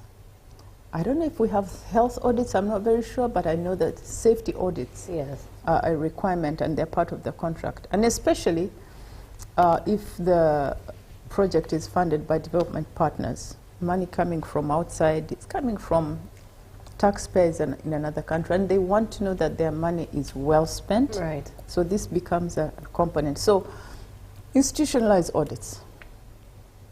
Profound, a lot to think on, but also I think what this is informing us is for us as Ugandans to be knowledgeable. You know, when you have knowledge, when you're not ignorant, you're saved from a lot. That's true. 0709602592. That's a WhatsApp number that you should engage and be a part of this conversation as we look at safety of employees at their places of work. What strategies would you suggest or propose to achieve the Vision Zero in Uganda?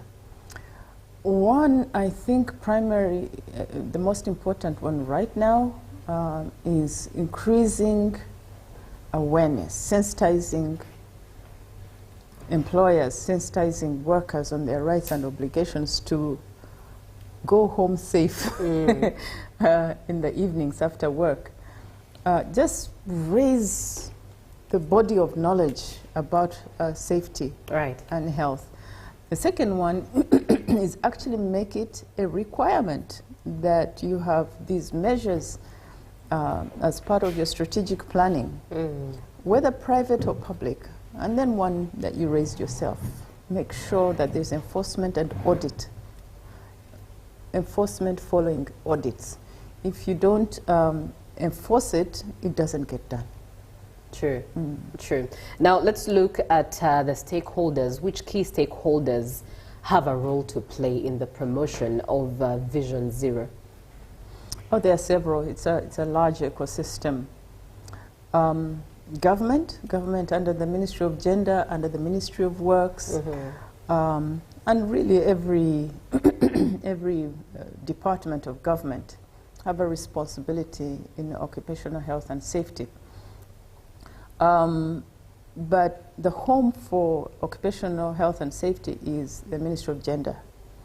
And that's why you have the occupational safety and health, I always mix the two, has a law that was, a bill that was passed 2023 to ensure that, you know, there is a legal framework for it.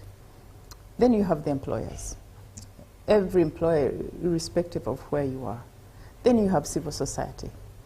And in the core of that are the workers themselves.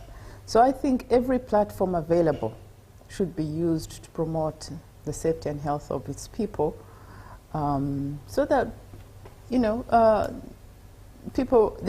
our places where we work are a good place to work. When you leave home going to work, you should not have to worry how you will spend the day because it is dangerous or it is unsanitary. Right. Yes. And very profound indeed. The places of work are places we spend most of our time, more than even home, if you think about it on a daily. You spend more hours at work and very minimal hours at home. So ideally, a place of work should be one to look forward to as a place of growth, as a place of value addition for both ends, you as an employee, but also the employer. Absolutely. You know, just to interrupt there, we secure our homes.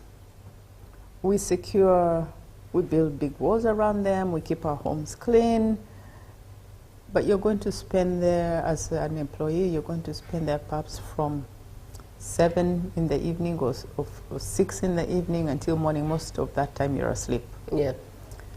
But your waking moments, the moments when you're active, mentally, physically, are in the workplace. Right.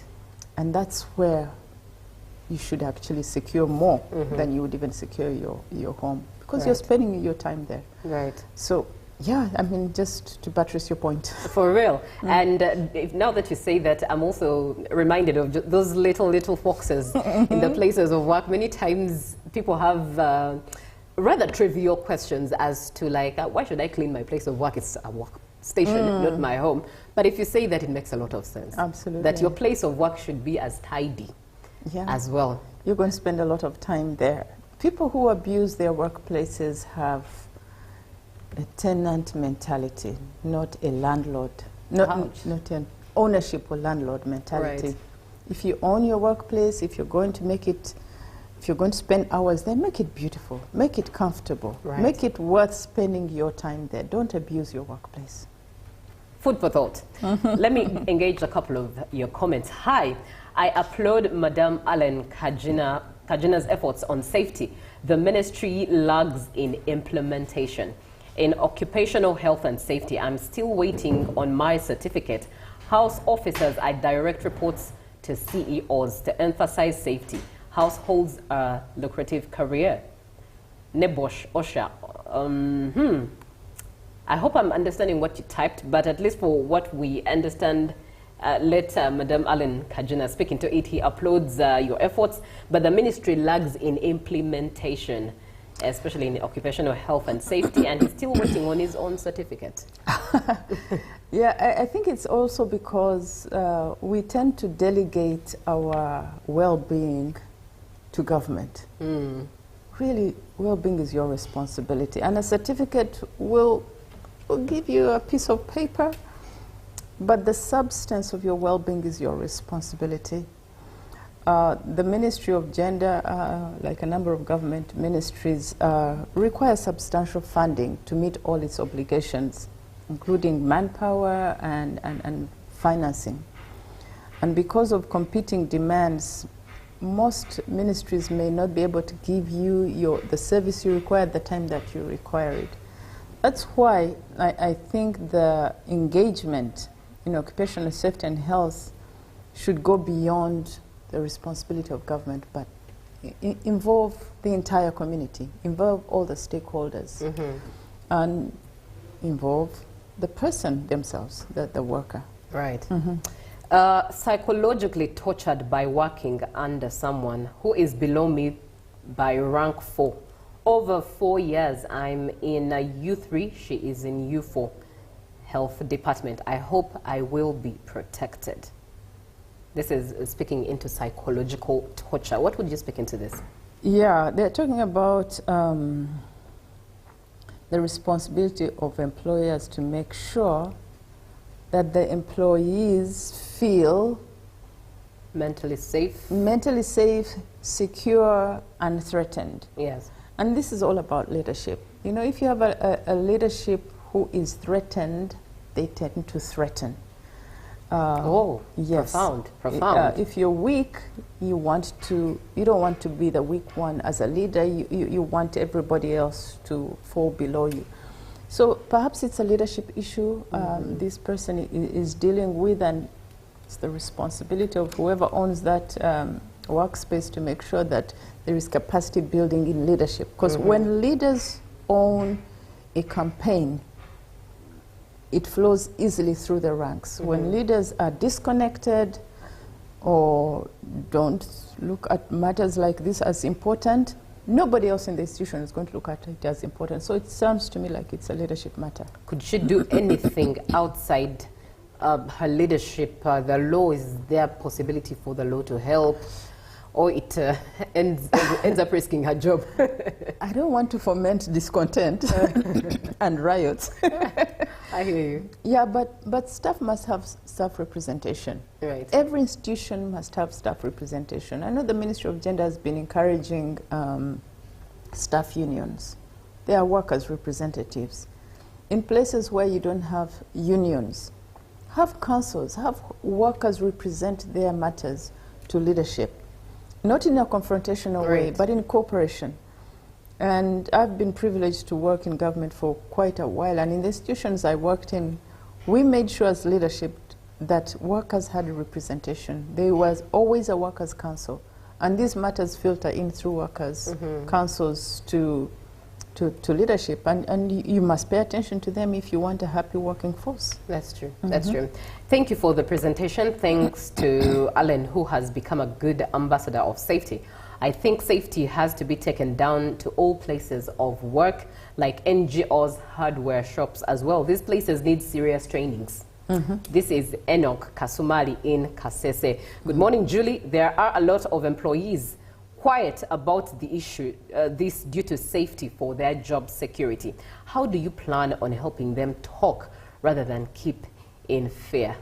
This is Ken.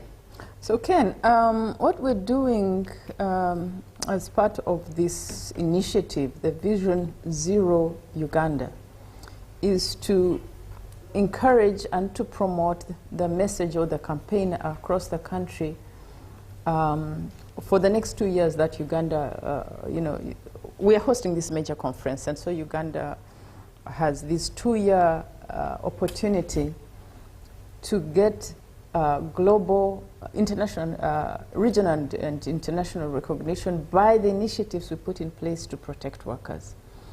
And the ministry, and together with the private sector players and associations, will be sensitizing all employers on protection of their workers.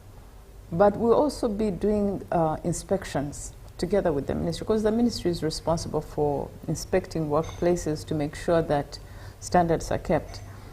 And we'd like to open forums for feedback. Things like this should come through so that they can be then channeled to the right employers for action. And so I hope your concerns will come through. But look, you also have representatives in Parliament. Use them. We're going through elections right now. But when things settle down, use your representatives to raise your concerns. All right, very profound indeed. We are looking at the safety of employees at the places of work. And to have this conversation with us is Alan Kajuna, who is the ambassador for zero tolerance of accidents at the places of work. Keep those those opinions and questions coming through for us to be able to engage. Please do not send an audio message, because I won't be able to play it or listen to it. Type your text message via WhatsApp, that very number that I've read and it displayed on your screen, and we'll be able to engage. Now, let's look at how Ugandans, the ordinary Ugandan, can actively be a part of this vision, the Vision Zero Uganda, as ordinarily as possible for it to become a success. Yeah, just to reiterate, in the campaign for the next 2 years that I have the privilege to champion, we'll be meeting different stakeholders, using the media actually, as well as traveling in the regions to engage the different groupings within a region, for example, at district levels, assessing their structuring with regard to safety and concerns of their workers. But I think even as we look ahead into the next 2 years, the better engagement will be with the employers. You know, we can raise as much concern as employees about our safety and health, but if the employers do not lock in, if there is no traction in this message, then it can just be a lamenting of the employees. A never-ending one, yes. A never-ending one. So I think our primary focus really will be with the employers and making sure that they don't just feel the responsibility, they actually own the well-being of their staff. Yeah. Very profound indeed. Let's engage more of your comments. Quite an avalanche of comments coming through, and it would be an injustice for you who's viewing to send something in and it's not read. So good morning, Julie. There are a lot of employees quiet about, I think I read this. The other that I have to get into is, hi, this is Jasper or Twi getting you live from Alebtong. I really like the conversation of today. It's so beneficial to the workers. Thank you so much. Thank you so much, Jasper, for being on the show. And somebody else comes through and, I'm not so sure what you are sending through, but let me first skip that. Perhaps if I'm able to interpret it, I'll be able to engage. Good morning, ladies. My concern is about the workers in steel companies here in Njeru and Jinja. They have no protective gear, no safety precautions, yet they work in a very dangerous environment. I'm Sebaduka Moses in Njeru, Buikwe. Yes, so the Ministry of Gender has labor officers at district levels. This is their responsibility to inspect the facilities in different localities to ensure that they're safe. And when they're not safe, they produce because all these industries have to be licensed at a certain level, whether it is with UIA or the Manufacturers Association or different licensing. Bring these concerns to the licensing or the certification bodies so that a certificate can be withheld unless, back to the construction area, the construction, road construction, the government under the Auditor General would carry out and still does inspections. And if we as UNRWA were found non-compliant, that would go into our audit report and would end up in Parliament, and then you would have to account to the country why you did not keep your workers safe. Same thing should be done for industry. And I believe that that should only be after the employer has failed to perform. Because how can you ask people to work in dangerous conditions and you don't have protective gear? The helmets, the reflector jackets, the gloves, because some of them touch hazardous chemicals. Yeah, even the shoes, the boots they wear. The shoes, the non-slip soles that should be at the bottom of your feet, of your shoes. These are basic requirements. These are basic needs that people express. They just need to be safe, and they will give you their very best. So perhaps a takeaway from here and from questions that we're receiving from the audience is to go back. So as part of my ambassadorial role, because ambassadors stand in between who they represent and who they stand before, is to take this back to the Ministry of Gender and say, we need to think wider, because these concerns are coming through from workers, especially in factories, and they're not being addressed. What else can we do? Yes. And now that you say that, one thing that has come to light is, shall there be a plan for maybe a widespread campaign of some sort? Yes. To sensitize masses on this? Because one of the things I think I've noticed and I've discovered is the fact that as Ugandans, we tend to just take even the problems as normal. We bear through them. So such as what Mr. Sebaduka has shared, for many of those employees, it's more of like, well, I'm here for the paycheck. I have nothing to do. Let me just sail through it. Yet in actual sense, as employees, they also have a voice to air these things. So are there plans for widespread mass sensitizations even at the district level or village level, at whatever level that is best implemented to reach the end consumer? Yes, so one has to be careful so that you don't have campaigns, because campaigns have a beginning and an end. This is really a lifestyle. It should be a lifestyle of employers and employees for their safety and for the health in the workplace. But in order to raise awareness, because what we're hearing from the public right now is that there is basically no awareness and employers can get away with it. In the time that I will be championing this area, we have a 2-year work program. And we are going to begin with, we have a conference taking place right now in Munyonyo called the Vision Zero Africa. It's an international conference and it's very well attended with delegates from across the world. And so that was like our entrance into the campaign for zero harm in the workplace. Then we'll have national and regional advocacy, and I think that answers that question directly. To champion these reforms across the country, to engage every platform available, to engage Parliament, to engage Cabinet, to engage budget in government entities, and also to publish statistics. Because I think once people begin to see themselves as non-compliant, perhaps the mindset will change. Right.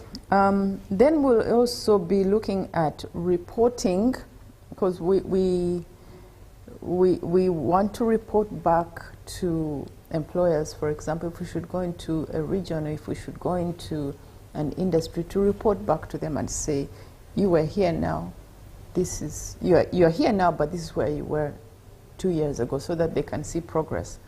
And then galvanize support from all the players. Uganda has actually a number of players in the safety and health area. Associations, private businesses, private consultancies. Galvanize all this so that everybody raises their voice. So there's a lot going to be happening over the next 2 years. Right. I am Amandi Fred from Arua, and I'm glad for the program. It really touched me as a civil engineer. Talking about safety, it comes with so many factors. One is yourself and the job safety too. But the hurting part I've experienced is letting brilliant Ugandans to study more, especially in engineering courses, graduate with good grades later, ignored in the job places. Instead, they're only given casual jobs. And these companies bring people from abroad, pay them highly, including their facilitation as we Ugandans graduate, work from home or renting places to work and get more earnings. What's your safety here, please? I think the question is about employment. and I think he has a point. Yes. We have brilliant people who go through our training and educational institutions, and at a very high cost to the parents, to the country, and they do not find themselves employed.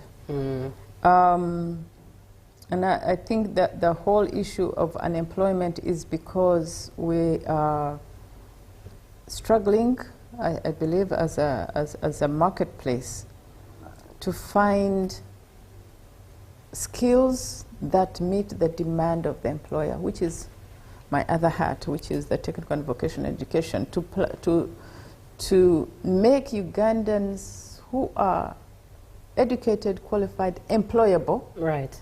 But also to deal with unemployment using the technical and vocational education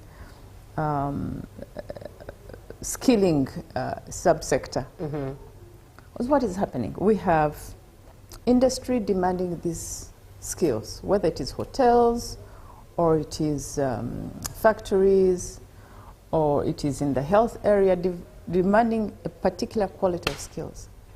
But we have our training institutions dealing with a different quality of skills.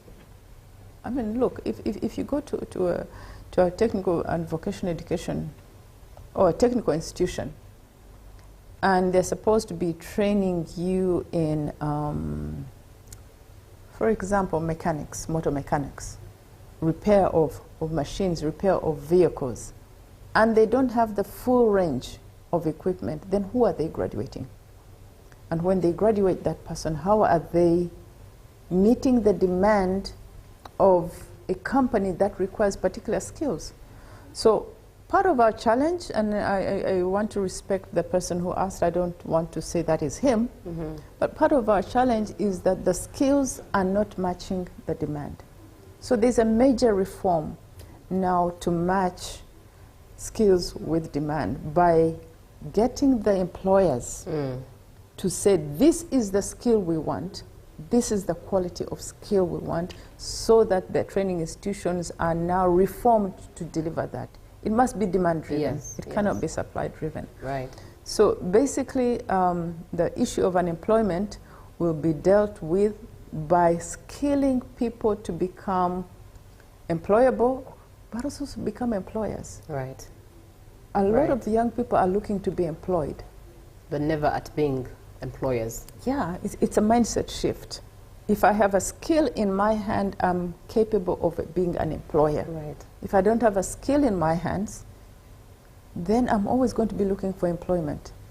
And that kind of mindset is which should drive people into skilling rather than attaining the next higher level qualification. Because what are we doing? We as parents are training our children to get the first degree and the second degree and the masters and the PhD. And the PhDs have become commonplace now. Yes. Then you live and cannot work.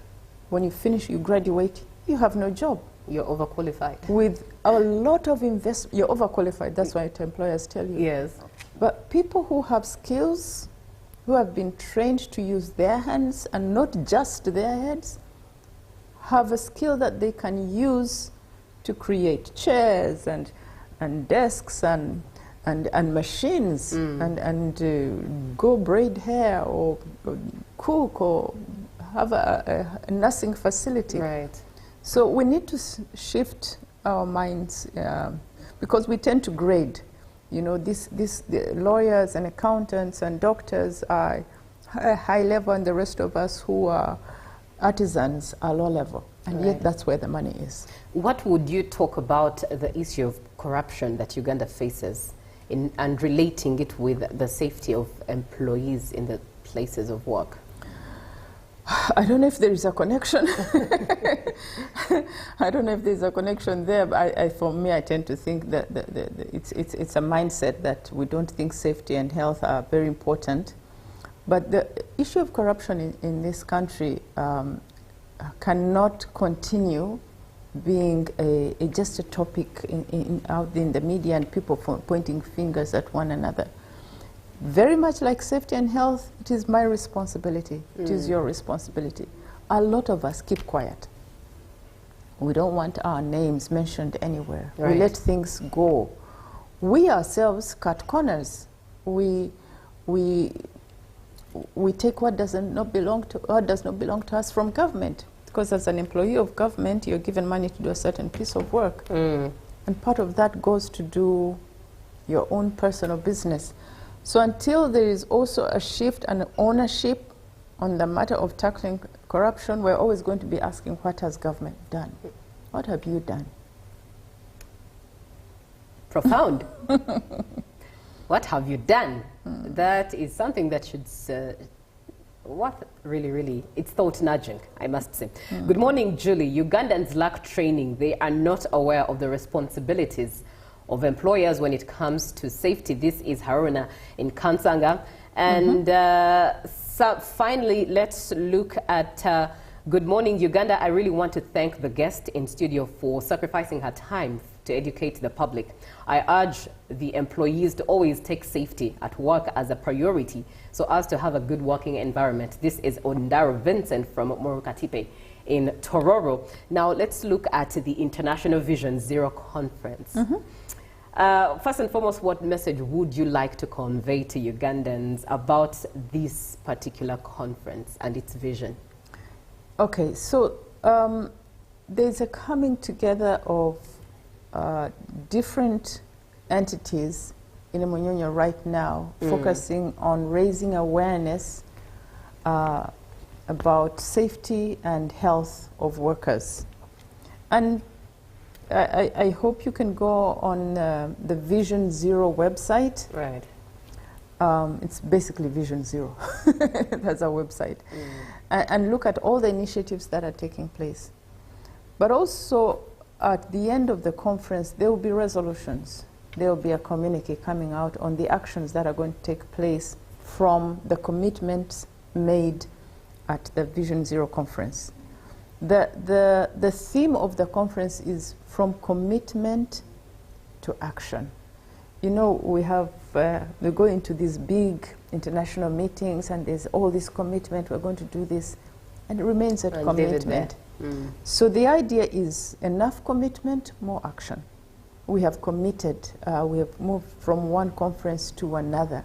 Show us what action you're going to take as Uganda, or as Kenya, or as Germany. because it's an international conference, we have representation from across the world. Show us the actions.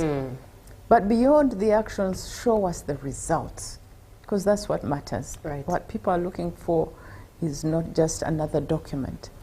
And that's where we as Ugandans will have to measure ourselves. So we had Vision Zero Conference 2025. Where are the results? And if there are no results, then hold us who were in the conference accountable. Hold the Ministry of Gender, hold the ambassador accountable, right. And hold all the players who were there. But I am confident. I attended full day yesterday, and I was very rewarded for seeing not just the commitment, but the plans. And at the end of the day, we'll have concrete outcomes that we're going to take. But also appreciating that it's not that nothing has been done to this point. I think we must see the progression. Because this Vision Zero started in 2017, actually in 1997, as a road safety campaign, then spread to the workplace 2017 in Singapore.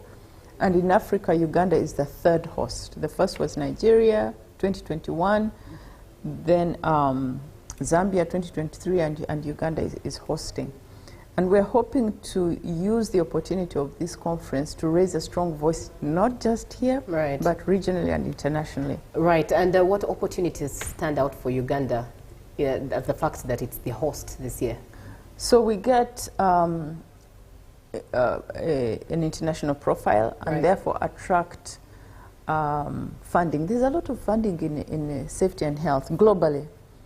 Funding that can come and train our workers, train our employers, raise awareness, demand accountability, have those safety audits that we're talking about, and enforcement. But also help us to promote Uganda at international level. Right. Because there will be international Vision Zero conferences. Uganda should be able to stand on that stage and say, this is what Uganda has done. This is the infrastructure in place. These are the policies in place. And these are the results we are proud to demonstrate. Right. Right.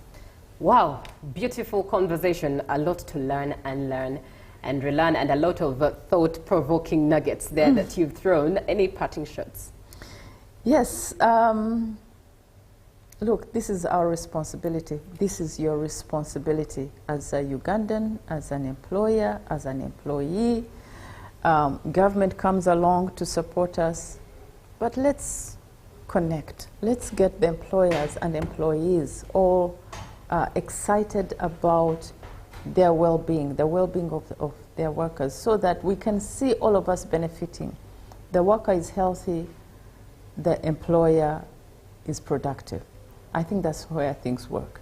Right.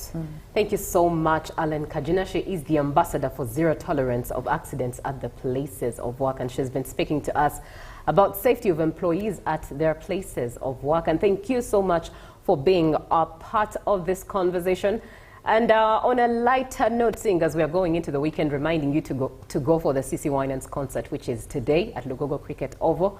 28th August gets open at midday, and 50,000 Uganda shillings or 150,000 Uganda shillings is what you need. Tickets can't be sold at the gate, but at ccwinans.com. Now, on a rather sad note, a Trinity bus was rammed by a train this morning at Namomira Crossing in Mukono district around 6:30 a.m. along Katosi Road.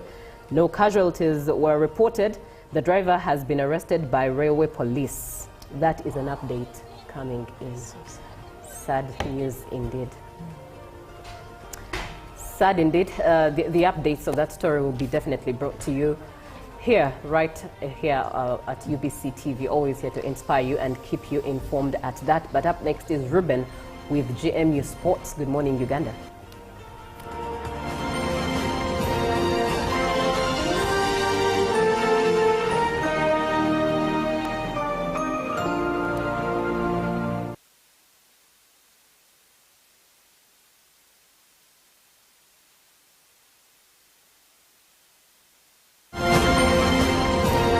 Live from UBC UBC Studios in Kampala. This is Good Morning Uganda.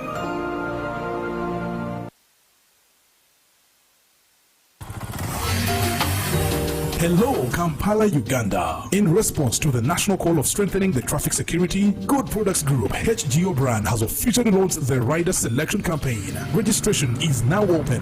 Visit www.riders.hgo.com. Complete your registration now for a chance to win exciting prizes including motorcycles, exclusive HGO gift boxes, and official rider vests, all while promoting safe riding awareness. This is how to participate. Pay the registration fee, invite 3 friends to form a team of 4, and your registration fee will instantly be refunded. Begin your journey of honor today. Don't miss this opportunity. Join the challenge, promote road safety, and become a pioneer rider. For details, visit the official Good Products website at www.hgo.com or call toll-free 0800-335-555 or visit our offices at Kingdom Kampala 3rd floor to register now and win prizes worth millions. Revered as the patrons of the wild, my horn stood tall, announcing my presence among Africa's Big 5. Yet, with all my strength, I struggled to survive. Then Uganda Wildlife Authority gave us something, a safe home at the Ziwa Rhino Sanctuary. And here we begin to thrive again. Today, we are 48 members strong, with 17 cows, ready to take our unique story into the future. This is your lifetime opportunity to name a rhino, and with it, find the conservation efforts that keep our story alive. For more information, visit our website, www.ugandawildlifeauthority.org.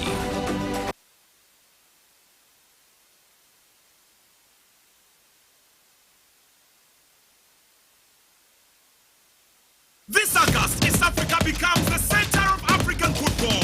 CHAN 2024 is here, and it's bigger than ever. 3 proud nations, Kenya, Tanzania, and Uganda, united by football, passion, and power.